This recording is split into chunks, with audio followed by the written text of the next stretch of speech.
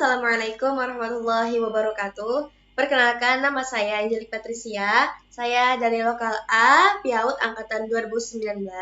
Di sini saya dari mata kuliah Pengembangan Bahasa Anak Usia Dini dengan dosen pengampu Ibu Nur Izzatil Hasanah MPD, dan saya akan menjelaskan mengenai intervensi terhadap gangguan bahasa ekspresif anak, yaitu disleksia dan juga disgrafia.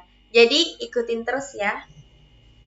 Baik, sekarang saya akan menjelaskan pada bagian pertama, yaitu gangguan bahasa ekspresif anak dalam hal disleksia. Nah, sekarang kita harus mengetahui dulu nih, apa itu disleksia, terus gimana disleksia itu bisa terjadi pada anak, terus gimana cara penanganannya dan intervensinya. Jadi, disleksia adalah gangguan terhadap anak dalam kegiatan belajar yang ditandai dengan kesulitan dalam hal membaca, menulis, mengeja, menggambar, dan melempar. Tapi uniknya dari gangguan disleksia ini tidak didasari terhadap kecerdasan atau intelektualnya anak. Jadi meskipun anak itu memiliki IQ yang tinggi, tapi memungkinkan terhadap anak itu untuk mengidap penyakit disleksia. Jadi harus dilihat dari anak, mulai dari megang pensil, cara megang pensil, kemudian cara dia menggambar. Nah itu harus dilihat dengan rinci. Jadi kalau ada perubahan seperti kelainan dari anak-anak biasanya, nah itu perlu untuk kita tindak lanjuti. Takutnya anak tersebut mengidap penyakit atau gangguan disleksia. Nah, pada anak balita yang memiliki disleksia ini bisa menimbulkan gejala seperti perkembangan bicara yang lebih lambat dari anak yang biasanya, kemudian kesulitan dalam proses belajar. Nah, jadi dalam proses belajar itu dia kesulitan dalam menangkap, kesulitan dalam mengaktualisasikan, kesulitan dalam menjelaskan, yaitu bagi mereka bacaan-bacaan yang di dalam buku itu seperti menari-nari. Nah, di sini anak itu harus perlu didampingi dengan latihan-latihan, juga cara pencegahan yang baik dan juga tidak monoton. Nah, kemudian gejala selanjutnya kesulitan dalam mempelajari bahasa asing. Nah, jadi sebenarnya anak yang IQ-nya 130 itu pun bisa mengidap penyakit disleksia karena anak itu belum bisa menguasai IQ-nya yang setinggi itu di dalam ruang lingkup anak usia dini. Nah, jadi dia kesulitan dalam memanfaatkan IQ-nya tersebut. Nah, kemudian anak yang mengidap penyakit disleksia ini tidak mengenal gejalanya, tidak dapat mengenali dengan teliti, tidak dapat membedakan antara huruf A dengan E, antara huruf M dengan N, antara huruf J dengan P. Kemudian dalam penulisan, misalnya dalam bahasa Inggris itu, misalnya dalam penulisan D, kan itu THE, tapi dia menuliskannya dengan D dan E. Jadi apa yang ditulisnya itu pure dengan apa yang dibicarakan oleh orang-orang lain, oleh gurunya, oleh pendidiknya, seperti itu. Jadi misalnya anak itu menulis apple. Nah, apple itu kan APPLE, apple. Nah, tapi anak tersebut nulisnya apa? APEL, apple, sama. Jadi kurang kayak pemahaman atau penangkapannya dalam hal belajar mengajar itu menjadi kurang, menjadi tidak konsentrasi anak tersebut karena tulisan dalam buku itu seperti menari-nari. Nah, ini terdapat juga di dalam film yang pernah saya tonton. Mungkin teman-teman yang lain sudah pernah menonton. Ini film India yang judulnya Tare Zameen Par, yang menceritakan seorang anak yang bernama Ishan, anak dia laki-laki. Nah, dia ini masih sekolah SD, tapi dia mengidap disleksia dari umur 2 tahun. Nah, akan tetapi orang tuanya ini belum tahu kalau anaknya itu mengidap penyakit disleksia. Jadi tetap orang tuanya tersebut menyekolahkan mereka di sekolah yang biasanya atau sekolah reguler anak-anak normal lainnya.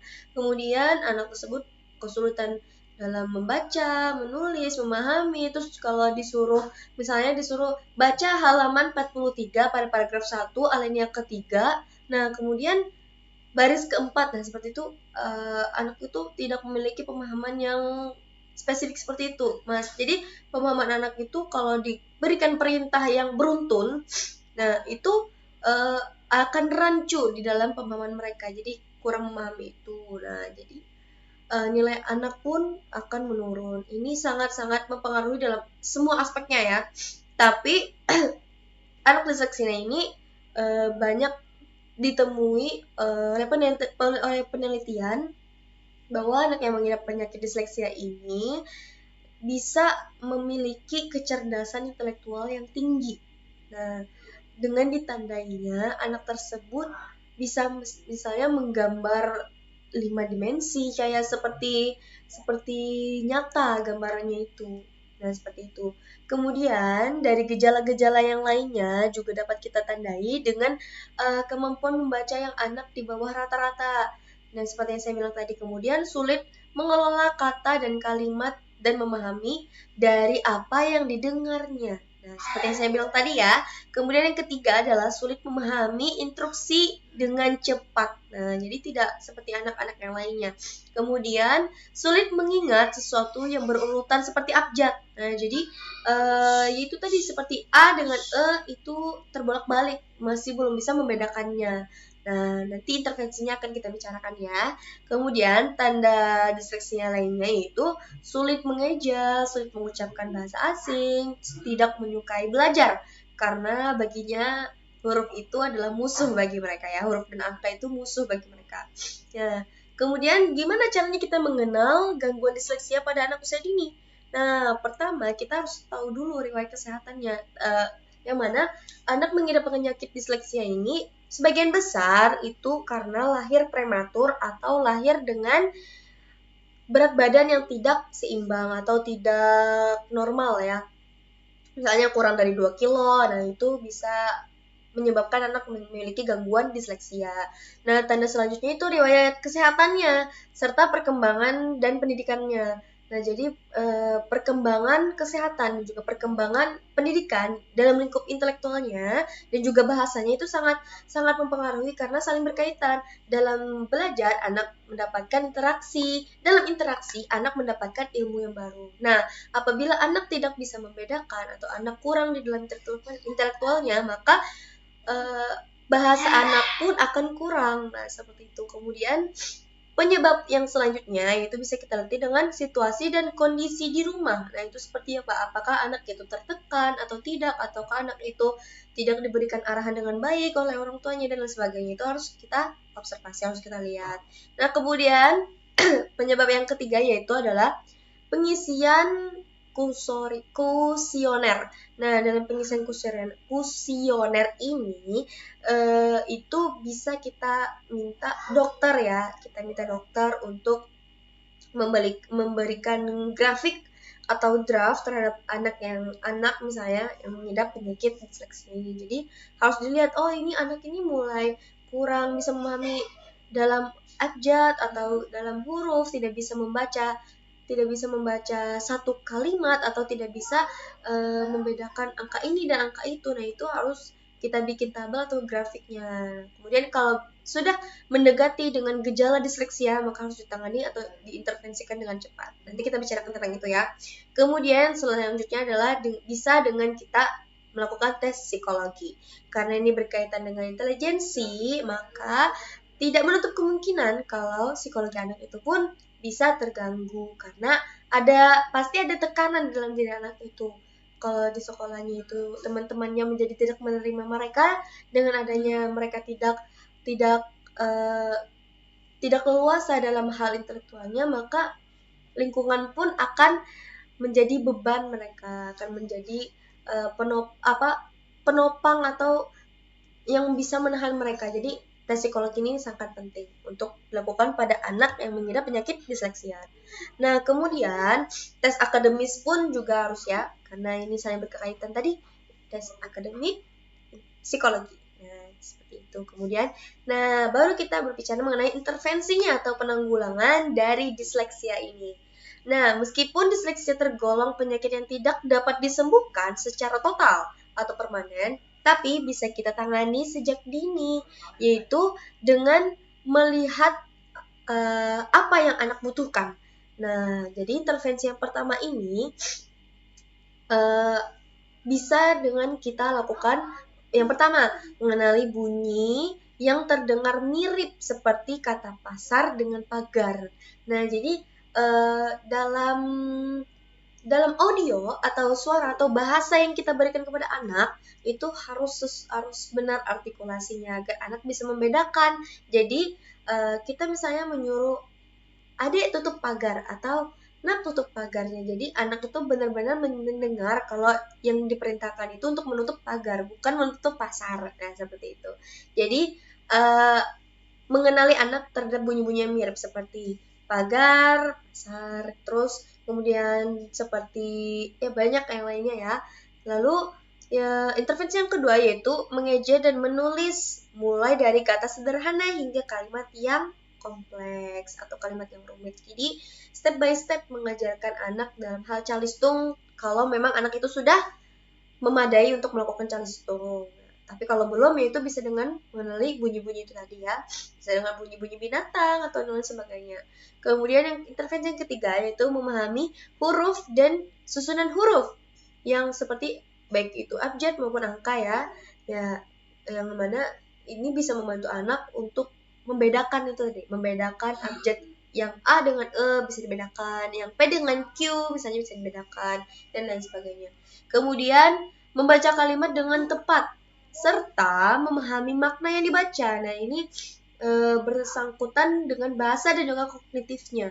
Dari perkembangan anak itu membaca, maka akan keluar bahasa yang dilontarkannya, kemudian dia memahami apa yang dia bacakan itu aspek kognitifnya atau inteligensinya. Nah, kemudian yang selanjutnya yaitu menyusun kalimat dan memahami kosakata baru. Nah, dimaksud dengan kosakata baru itu seperti kosakata yang belum pernah kita ajarkan kepada anak, seperti misalnya pakai sepatumu. Nah, kita biasanya menyuruh pakai sepatumu atau sebelum memakai sepatu, silakan untuk memakai kaos kaki terlebih dahulu ya. Nah, bisa dengan kita contohkan seperti itu. Jadi, menambah kosakata baru, menambah perbendaharaan kata yang baru terhadap anak. Nah, kemudian yang terakhir yaitu guna membantu proses penyembuhan anak, orang tua dapat melakukan sejumlah hal berikut. Yang pertama adalah membaca dengan suara keras. Nah, ini tapi disesuaikan juga, jangan sampai anak itu menjadi takut dengan adanya suara keras yang kita lontarkan. Jadi diseimbangkan juga dengan kebutuhan anak. Jadi kita membacakan sebuah cerita dengan suara yang keras. Jadi anak itu bisa fokus. Nah, kita tahu kan fokusnya anak usia dini itu menyesuaikan seperti umur mereka. Kalau misalnya anak itu umur 6 tahun atau 5 tahun, maka fokusnya mereka tuh hanya maksimal berkisar 5 menit saja. Nah, lebih dari itu fokusnya sudah kemana-mana, meskipun mata mereka tetap kita, tapi pemikiran mereka malah yang kemana-mana. Nah, seperti itu. Jadi dengan suara keras, insya Allah anak akan bisa fokus terus-menerus kepada yang kita ajarkan. Nah, lalu selanjutnya beri semangat atau support kepada anak untuk berani membaca. Nah, jadi jangan membuat anak itu menjadi down atau jangan menjudge, oh kamu ini kenapa sih nggak bisa, jangan kayak gitu. Tapi mensupport anak, ayo adik pasti bisa, seperti itu. Jadi harus tetap hangat, terus tetap berikan kasih sayang kepada anak disleksia ini terutamanya ya. Kemudian yaitu bekerja sama dengan guru di sekolah, yang mana agar pembelajaran di sekolah itu bisa sesuai dengan pembelajaran yang ada di rumah, dan juga porsinya untuk anak disleksia itu bisa guru atau pendidik di sekolah terapkan dengan yang anak mampu, dengan anak disleksia yang mampu. Nah, lalu sehingga pencapaian apa yang diberikan ilmu terhadap anak disleksia itu sesuai dengan porsinya. Jadi mereka bisa menangkap dengan maksimal. Ya, seperti itu. Kemudian selanjutnya bicara dengan anak tentang kondisinya. Jadi kita seperti berkomunikasi ya. Jangan seperti Ibu Iza katakan, jangan berkomunikasi tentang question yes or no, tapi berkomunikasi tentang question why, how, dan seperti itu. Jadi ada interaksi, ada kata-kata baru yang bakal anak dapatkan. Nah, seperti itu. Kemudian kita harus batasi menonton televisi karena dengan adanya anak menonton televisi, maka perkembangan bahasa, kognitif dan lain sebagainya dan 6 aspek itu akan terhambat karena mereka sudah dikuasai dengan televisi tadi. Jadi disesuaikan saja misalnya malam itu perkembangan keluarga dan bisa nonton televisi, terus paginya misalnya kita bermain dengan anak, terus bermain sambil belajar, kayak kemudian ya sebaliknya. Jadi ada waktu-waktunya, waktu untuk makan-makan, waktu untuk bermain-main, waktu untuk belajar, kemudian waktu untuk beristirahat. Lalu untuk anak disleksia ini bisa kita lakukan terapi-terapi. Nah, apa saja terapi-terapinya? Terapinya yaitu terapi untuk anak disleksia. Yang pertama yaitu terapi ortopedagogi. Nah, yang mana pada terapi ini yang bisa kita garis bawahi untuk memperbaiki kemampuan dasar belajarnya anak. Nah, jadi terlepas dari sikap anak untuk belajar itu harus dipertimbangkan juga pada anak untuk melalui terapi ini, yakni dengan mengasah konsentrasi, ketelitian, kedetailan dalam anak belajar. Nah, jadi dalam terapi ini terapi ortopedagogi ini melatih untuk anak lebih teliti, untuk anak lebih konsentrasi, untuk anak lebih fokus terhadap pelajaran yang mereka sedang pelajari. Nah, ini tapi terapi ini ya tidak bisa langsung kita terapkan kepada anak, tapi secara step by step, secara sedikit demi sedikit kita percikan terapi ini kepada anak disleksia. Maka seiring berjalannya waktu, anak pun bisa konsentrasi dan fokus terhadap baik itu pelajaran yang dia baca maupun figure atau objek yang ada di depannya yang sedang mengajarkannya. Nah, kemudian terapi yang kedua adalah terapi integrasi sensori atau multisensori.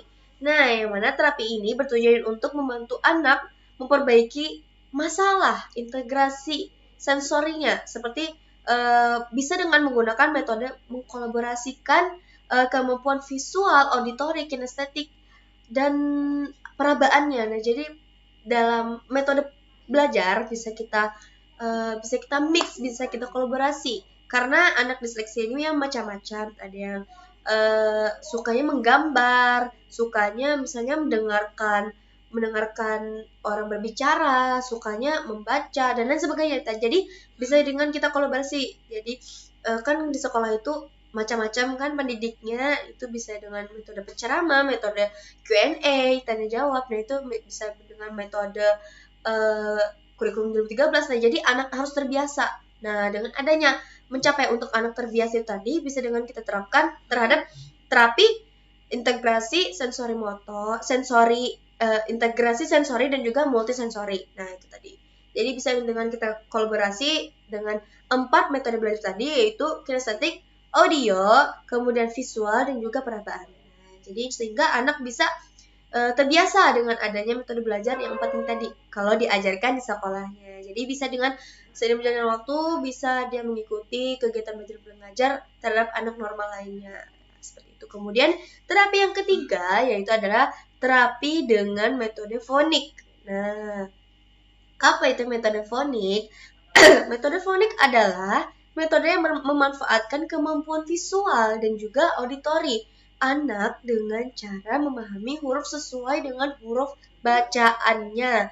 Nah, jadi di sini dalam metode fonik ini bisa kita mendominasikan antara auditori dan juga visualnya anak, karena ini bisa langsung cepat atau anak bisa memahami dan juga secara permanen mengingat apa yang diajarkan oleh pendidiknya.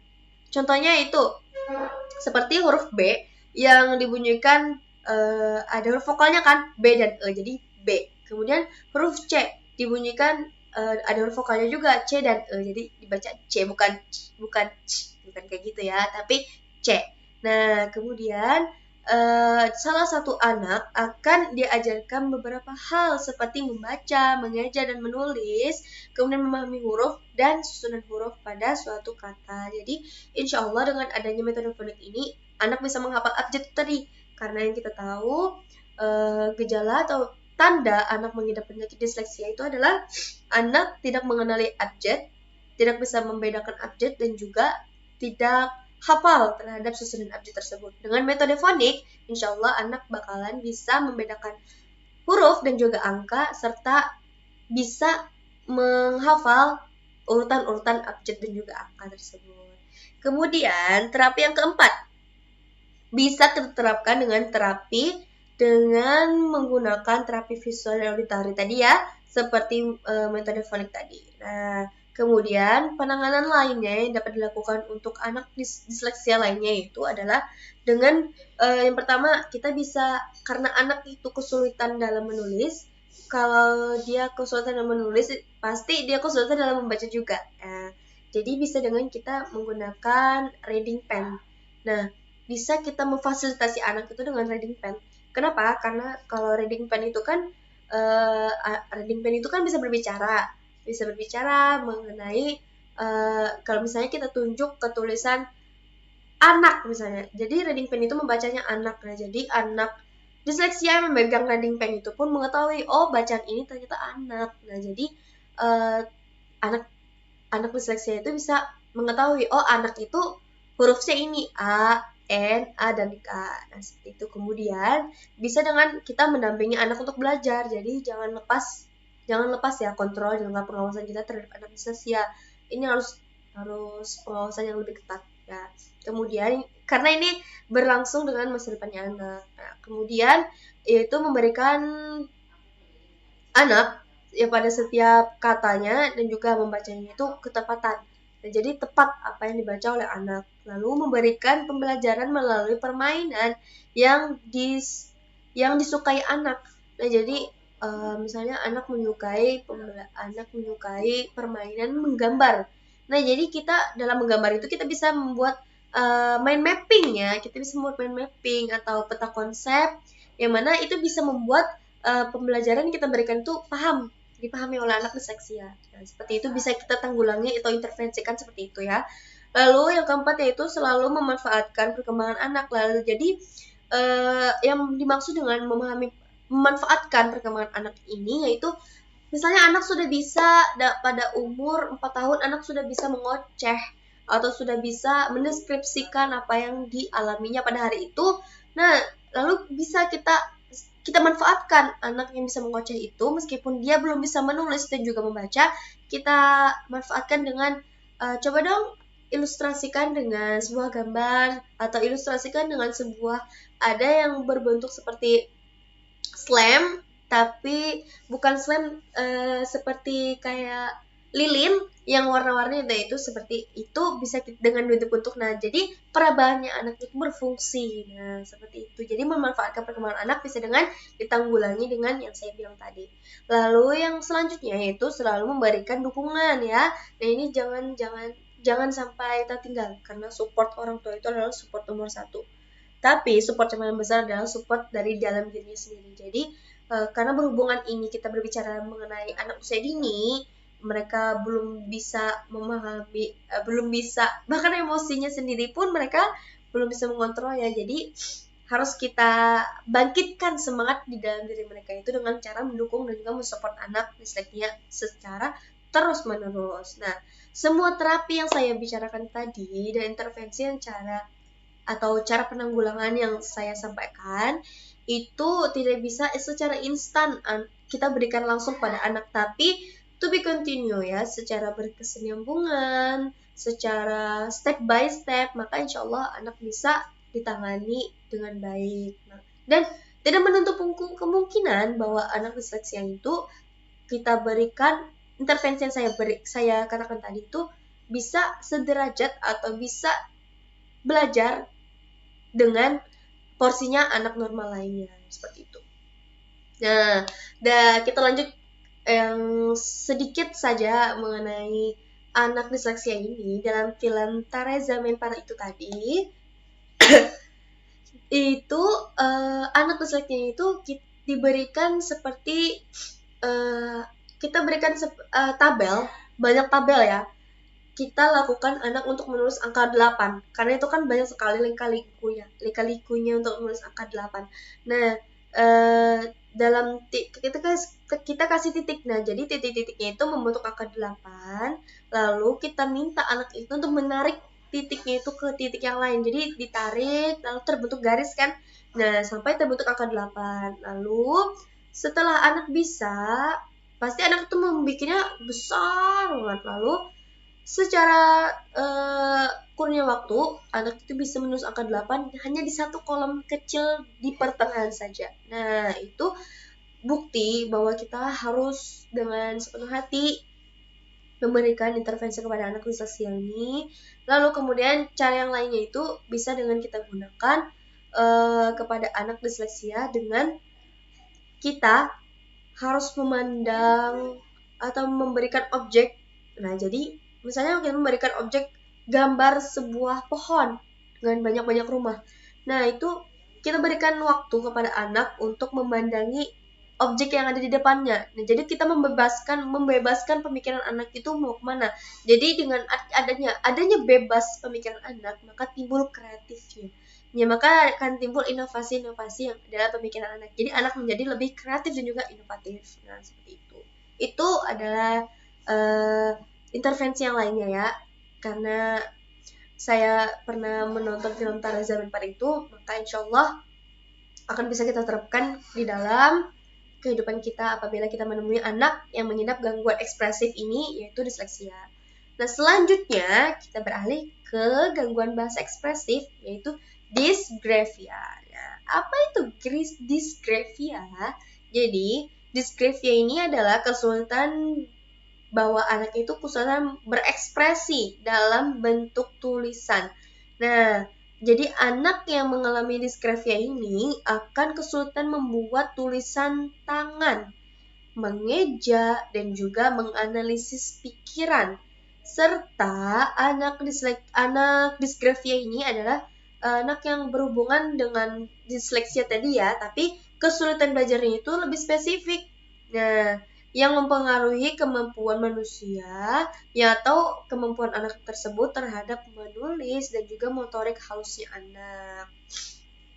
Banyak ya motorik halusnya anak itu seperti memegang pensil, seperti menggambar, seperti menghapus dan lain sebagainya. Jadi motorik halus itu yang berkenaan dengan mata, yang kontraksinya dengan mata, pikiran, jari, tangan, dan juga pergelangan tangan.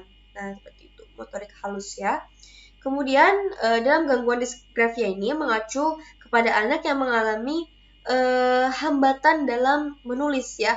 Jadi dysgraphia ini lebih ke anak yang sukar dalam hal menulis. Nah, seperti itu. Meskipun intelijensinya normal, tapi motoriknya itu terdapat gangguan. Jadi mengalami gangguan dysgraphia ini, motorik halusnya anak itu kurang berfungsi dengan baik. Nah, jadi otomatis saat anak untuk menulis, maka akan berfungsi kan ingatannya, akan berkonstruksi dengan ingatannya, tapi anak disleksia ini sulit untuk mengingatnya. Nah, jadi apa yang dia tulis itu karena dia kesulitan untuk belajar, kesulitan untuk menulis, maka dia pun akan sulit untuk mengingatnya.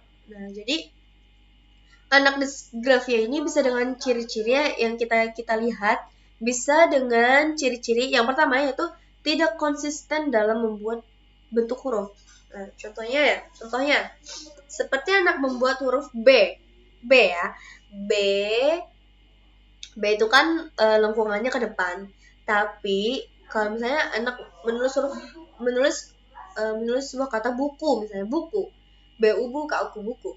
Lalu anak tersebut kita minta lagi menulis buku pada kalimat yang lain, pada garis buku yang lain, maka anak tersebut tidak konsisten menulis B-nya. Bisa dengan dia menulis duku, jadi huruf D yang dia tulis karena ada kesamaan itu tadi ya. Ini agak beda tipis dysgraphia dan juga disleksia ini. Jadi bedanya disleksia itu anak itu kesulitan dalam belajar seperti menulis, membaca dan sebagainya itu, dan juga berkenaan dengan motorik halus dan kasarnya, tapi tidak mempengaruhi terhadap intelijensinya.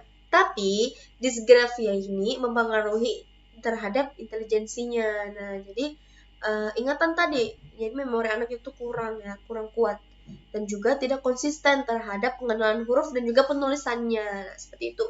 Beda antara disgrafia dan juga disleksia. Lalu ciri yang kedua yaitu penggunaan huruf besar dan juga huruf kecil masih tercampur, jadi masih acak anak menulisnya itu. Ya, tidak konsisten tentunya. Kemudian ukuran dan juga bentuk huruf dalam tulisannya tidak profesional. Jadi ada ukuran yang kecil sekali, nanti pada kata selanjutnya jadi besar banget. Nah, jadi seperti itu, tidak proporsional, tidak sesuai dengan, tidak sama ya. Apa itu namanya? Tulisannya. Jadi ada yang kecil, ada yang sedang, ada yang besar. Ya, jadi ngelihatnya itu tidak sinkron juga orang bacanya. Nah, kemudian yang keempat itu kesulitan dalam mengkomunikasikan suatu ide atau mengekspresikan apa yang dia alami. Seperti itu. Nah, ini mempengaruhi ya dalam gangguan bahasanya anak. Jadi mereka nggak bisa memberitahukan apa yang sedang terjadi pada dirinya pada hari itu. Kemudian komunikasi pun akan kurang terhadap anak disgrafia ini, karena mereka tidak bisa mengomunikasikan atau membicarakan mengenai apa yang mereka pikirkan, apa yang mereka lakukan, atau pengalaman mereka. Nah, seperti itu. Kemudian ciri yang kelima yaitu sulit memegang pensil dengan mantap. Nah, jadi sulit ya, jadi bisa pegangnya dengan digenggamnya. Kalau kita biasanya menulis itu kan bisa dengan kita tuh, pokoknya pensil itu timbulnya tuh di tengah-tengah sini. Nah, jadi kita menulisnya seperti ini kan. Nah, seperti itu. Nah, kalau anak disgrafia itu bisa digenggamnya seperti itu. Jadi dia nulisnya kayak gini-gini terus. Nah, itu kurang mantap megang pensilnya. Jadi tulisannya pun tidak proporsional tadi. Jadi ada yang kecil, ada yang besar, ada yang sedang, dan seperti itu. Kemudian yang keenam, berbicara kepada diri sendiri ketika sedang menulis, atau malah terlalu memperhatikan tangan yang dipakai untuk menulis. Jadi konsentrasinya anak disgrafia itu kurang. Maka anak itu bisa seperti itu bisa kita katakan anak itu bergurau sendiri dengan diri mereka, lalu tidak fokus terhadap tulisannya, tapi fokus terhadap tangannya yang bergerak. Nah, seperti itu. Kemudian yang ketujuh yaitu cara menulis tidak konsisten dan juga tidak mengikuti alur terhadap garis-garis yang ada di buku itu. Jadi bisa keluar garis, bisa ke atas, naik turun gunung, atau turun gunung gitu. Kemudian yang kedelapan yaitu walaupun hanya diminta menyalin contoh tulisan saja, akan tetapi anak tetap mengalami kesulitan. Jadi itu tadi kurang penangkapan apa yang diperintahkan, sehingga anak tidak bisa juga secara maksimal menyalin atau melakukan perintah yang kita lakukan. Misalnya tulis kata kerbau. Nah, seperti mereka kerbau ya. Mereka itu tidak fokus terhadap apa yang kita bicarakan, tapi fokus terhadap objeknya saja, objek yang ada di depannya. Mereka tuh hanya fokus terhadap muka orang yang di depannya, muka orang yang berbicara dengannya. Nah, seperti itu. Maka apa yang ditulisnya itu akan mengalami kesulitan karena kurang itu tadi, kurang konsentrasinya anak disgrafia ini. Kemudian gejalanya itu yang pertama kesulitan menulis cetak ya, maupun membuat tulisan sambung. Nah, cetak itu bisa dengan per kata, dan juga sambung itu bisa dengan kata lainnya itu menulis kalimat. Nah, seperti itu. Kemudian yang kedua tidak konsisten dalam menulis ya, itu tadi. Kemudian kata-kata yang ditulis sering tidak selesai. Jadi apa yang dia tulis itu sudah sampai kemampuannya yang mereka sanggup aja gitu. Misalnya buku bisa sampai B sama U saja, jadi tidak selesai apa yang kata yang ditulisnya itu. Apalagi kalimat ya. Nah, kemudian sering memberikan spasi yang tidak beraturan, jadi jaraknya itu bisa sangat dempet atau sangat jauh jarak antar kata dari sebuah kalimat itu ya. Kemudian saat menulis posisi tubuhnya, posisi tubuh dan juga pergelangan tangan atau kertasnya itu sering tidak wajar, seperti saya tangannya terlalu jauh dari buku, dan juga menulisnya itu kan jadi jadi sulit ya, dan juga posisi tubuhnya itu bisa sambil uh, ya seperti anak disgrafia lainnya. Ini bisa dilihat sendiri di YouTube, ada banyak sekali. Kemudian sering kesulitan memvisualisasikan informasi huruf. Nah, memvisualisasikan ini maksudnya itu dalam mereka menulis, misalnya mereka menulis kata atau menulis meja. Nah, jadi dia menulis meja itu bisa M, terus bisa A dulu, baru J. Jadi mej, kan bacanya mej. Yang mana yang betulnya itu kan MEJA, seperti itu. Jadi kesulitan memvisualisasikan formasinya ya, urutan-urutan hurufnya itu. Nah, lalu intervensinya. Nah, sekarang kita berbicara mengenai intervensi atau penanggulangan dari anak disgrafia. Yang pertama, ini yang paling penting ya, ini para tokoh psikolog langsung yang berbicara mengenai intervensi anak disgrafia ini, itu penanggulangannya bisa dengan satu ini paling penting. Satu, pahami keadaan anak. Nah, jadi upayakan untuk tidak membandingkan anak yang mengalami gangguan ini dengan anak yang normal, karena ini akan menekan mentalnya anak, akan menekan psikologisnya anak ya. Jadi perkembangan psikologisnya anak pun akan terhambat dengan adanya kita membanding-bandingkan anak disgrafia dengan anak yang lainnya. Maka bisa kita garis bawahi bahwa anak disgrafia ini sangat intens ya, sangat peka sekali perasaan mereka itu. Nah, seperti itu. Jadi jangan sampai kita membandingkan anak disgrafia, oh kamu itu kurang, ini tidak seperti anak yang lainnya, jangan seperti itu ya. Tapi tetap bangun terus. Jadi kita harus paham keadaan anak ya, dengan cara mensupportnya, memberikan motivasi, memberikan mereka pengawasan yang lebih, memberikan mereka fasilitas yang bisa memungkinkan anak untuk layaknya anak normal yang lainnya. Nah, jadi jangan sampai anak terus stres dan juga frustasi ya, karena akan sangat fatal sekali dampaknya nanti. Lalu kemudian intervensi yang kedua yaitu menyajikan tulisan cetak. Nah, jadi ini bisa dengan memberikan kesempatan kepada anak untuk belajar menuangkan ide-idenya dengan menggunakan media komputer. Nah, karena anak berhubungan dengan pensil itu tidak bisa memegang secara bagus atau mantap itu tadi, tidak bisa memegang pensil dengan mantap, maka bisa kita dengan fasilitasi komputer itu tadi atau laptop ya, bisa dengan kita suruh dia mainin laptop tapi dengan pengawasan kita. Nah, kita minta, ayo adek mau tuangin dong apa apa yang adek mau tuangin di sini, adek tuangin ya, gitu. Seperti saya ada pennya kan di komputer itu, jadi anak itu bisa menggambar. Nah, di situ kita bisa berkomunikasi ya.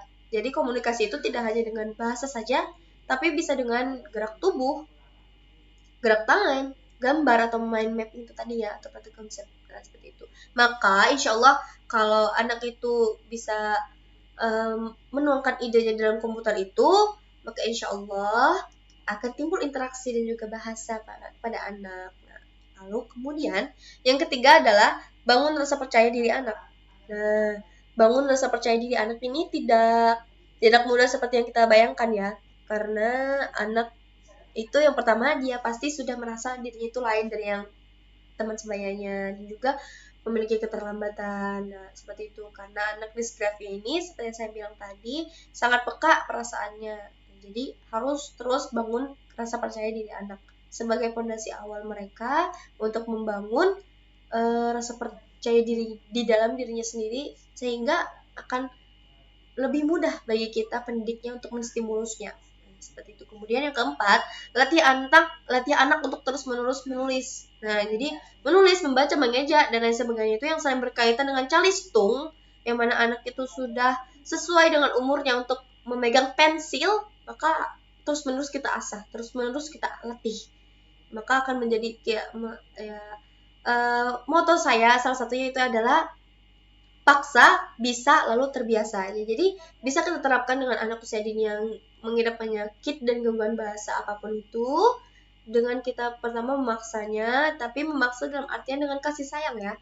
Paksa lalu sehingga anak menjadi bisa. Kalau anak menjadi bisa, lalu terus-menerus kita stimulus, kita latih, kita awasi, kita berikan fasilitas, kita berikan apapun yang mereka perlukan, maka anak menjadi terbiasa. Kalau anak sudah menjadi terbiasa, maka insya Allah apapun yang kita lakukan itu tidak akan menjadi sia-sia. Ya, dan dengan apa yang kita lakukan itu harus dengan diiringi dengan doa tentunya ya. Lalu kemudian cara mengatasi dysgraphia pada anak yang lainnya itu bisa yang pertama, gunakan kertas dengan garis-garis untuk panduan sensoriknya agar bisa tidak keluar jalur itu tadi ya. Jadi bisa dengan kertas folio misalnya yang lebih besar daripada buku sidu yang anak SD biasanya. Jadi bisa dengan kita latih dengan anak menulis di atas kertas folio bergaris. Nah, seperti itu. Kemudian luangkan waktu ekstra untuk ia belajar menulis. Jadi jangan sampai kita mengerjakan hal-hal yang lain pada waktu yang bersamaan, yaitu pada waktu kita mengajarkan kepada anak dysgraphia menulis. Jadi harus hanya fokus saja kepada dia.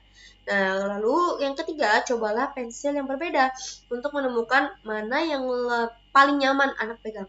Nah, jadi harus bisa pandai memilih media atau alat dalam menulis itu kepada anak dysgraphia, sehingga apa yang mereka tulis itu lebih nyaman, mereka membelok-belokkan pensil itu atau pulpen itu ya. Lalu cara mengatasinya lain yaitu praktikkan menulis huruf dan angka di udara atau di tangan mereka. Nah, jadi seperti misalnya kita menulis huruf P, jadi bisa tulis P gitu. P. Jadi perasaan mereka itu sensoriknya itu akan diproses ke otaknya lalu dituangkan ke dalam jari jemarinya. Nah, seperti itu. Lalu tertulislah huruf P. Lalu cara mengatasinya yang lain yaitu ajari cara memegang pensil yang tepat. Nah, jadi dari anak sejak dini itu harus dibiasakan untuk memegang misalnya sendok. Nah itu kan sendok, misalnya anak itu berumur misalnya umur 1 tahun misalnya megang sendok. Nah, jadi kita latih anak megang sendok itu jangan digenggam, tapi dengan layaknya dia megang pensil. Nah, seperti itu. Jadi bisa anak itu membedakan yang mana yang benda harus digenggam dan juga yang mana benda yang harus dipegang dengan lembut. Nah, seperti itu. Nah, lalu kemudian yang selanjutnya itu cobalah bersabar dan juga positive thinking kepada anak dysgraphia. Ya, ini sangat penting ya. Kemudian metode-metode pembelajaran untuk anak dysgraphia apa saja metodenya? Nah, di sini ada beberapa metode. Metode yang pertama yaitu adalah dengan metode pra-menulis. Nah, jadi sebelum menulis kita harus mempunyai strategi atau penanganan khusus kepada anak seperti dengan stimulusnya yang seperti Angel bilang tadi ya. Sebenarnya ini tidak jauh pembahasan tentang disleksia tadi, tapi ini lebih ke kegiatan belajar mengajar, gangguan kegiatan belajarnya itu lebih spesifik. Nah, jadi harus ada metode pra-menulisnya dulu. Nah, secara efektif ya, harus kita lakukan secara efektif, memberikan pembelajaran pada anak dengan kondisi dysgraphia ini. Bisa dengan metode pra-menulis ini. Nah, mana metode ini dilakukan dengan cara melatih anak untuk memulai mengenal alat tulisnya dengan baik. Jadi bisa dengan ini pensil, ini penghapus, ini penggerek, misalnya ini penggaris, ini buku gambar, ini abjad, ini angka, ini huruf hijaiyah, misalnya seperti itu. Jadi dengan adanya kita menggunakan metode pra-menulis ini akan timbul interaksi kepada anak. Jadi anak itu akan timbul pertanyaan di kepalanya. Oh, ini apa bunda? Misalnya, oh ini abjad ini apa? Nah, kita kenalkan huruf-huruf, angka-angka, kemudian yang ada di lingkungan anak, alat-alat tulisnya, dan lain sebagainya. Yang berkenaan dengan metode selanjutnya, yaitu metode menjiplak huruf. Nah, setelah kita menggunakan metode pra-menulis, kita bisa mengimplementasikan dengan metode menjiplak huruf. Nah, bagaimana cara kita menggunakan metode menjiplak huruf ini? Yaitu dilakukan untuk membantu anak mengajarkan anak dysgraphia sebagai salah satu jenis gangguan belajar pada anak yang memiliki kemampuan menulis yang cukup baik adalah dengan menjiplak huruf.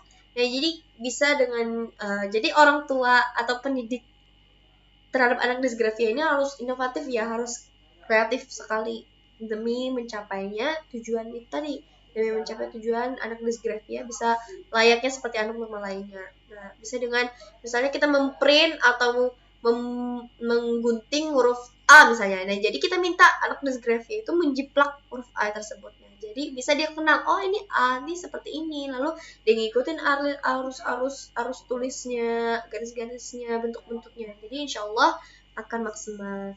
Kemudian setelah metode menulis, metode menjiplak huruf, lalu kita bisa menggunakan dengan metode menulis huruf balok. Nah, dalam metode huruf balok ini dilakukan dengan cara pertama-tama menyebutkan huruf pada anak sambil menunjukkan gambar cara-cara menulisnya. Jadi kita menyebutkan huruf, misalnya huruf M. Jadi kita kasih tahu cara-cara menulisnya. Garis, tarik ke atas, terus lengkung ke bawah, tarik lagi ke atas, lengkung lagi dari ke bawah. Sudah jadi deh. Nah, ini adalah huruf M. Jadi bisa dengan kita contohkan seperti itu ya. Kemudian bisa dengan kita berikan poin-poin tilis. Nah, jadi poin tilis ini titik-titik yang kita titik-titik yang kita bentuk menjadi huruf A atau E, misalnya 1 atau 3, angka 1 atau 3 gitu. Jadi anak tinggal menggarisnya. Jadi anak tahu atau kenal ya huruf-huruf dan juga abjad angka, sehingga mempermudah bagi mereka untuk menulis dan juga memahami apa yang mereka tulis. Nah, lalu metode selanjutnya itu metode menulis bersambung. Nah, ini ada 4 metode ya. Metode menulis, metode menjiplak huruf, metode menulis huruf balok, dan juga metode menulis atau penulisan bersambung. Nah, bagaimana metode penulisan bersambung ini? Yaitu kita bisa dengan kita menghubungkan ya suatu huruf atau poin tadi yang misalnya huruf M, terus kita garis dengan menggunakan pensil warna, lalu anak mencoba menelusuri huruf utama dan juga huruf sambungannya. Jadi misalnya kata-kata sekolah ya, sekolah terus kita titikin lagi KOLAH. Nah, itu lalu kita warnain, terus sambil kita warnain itu kita kasih tahu ini huruf S, ini E, dan lain sebagainya. Lalu kita ejakan untuk anak tersebut. Kemudian setelah kita ejakan, kita ajak mereka untuk mengeja sama-sama, lalu kemudian baru kita minta anak untuk menyebutkan apa yang sudah digarisnya dan juga apa yang sudah diwarnai itu tersebut. Nah, lalu maka dengan anak bisa menulis bersambung ini, maka insya Allah dengan per kata-kata yang sudah kita berikan, nah maka anak bisa menulis sebuah kalimat secara baik dan juga benar, insya Allah. Nah, seperti itu ya intervensi dari disleksia dan juga disgrafia. Nah, mudah-mudahan bisa dipahami. Mohon maaf apabila ada salah kata atau penjelasan yang kurang tepat atau kata-kata yang kurang baik dari omongan saya, karena sempurna hanya milik Allah dan kesalahan keluar dari saya. Ya, sekian dari saya, Angeliki Patricia. Wassalamualaikum warahmatullahi wabarakatuh. Semoga bermanfaat.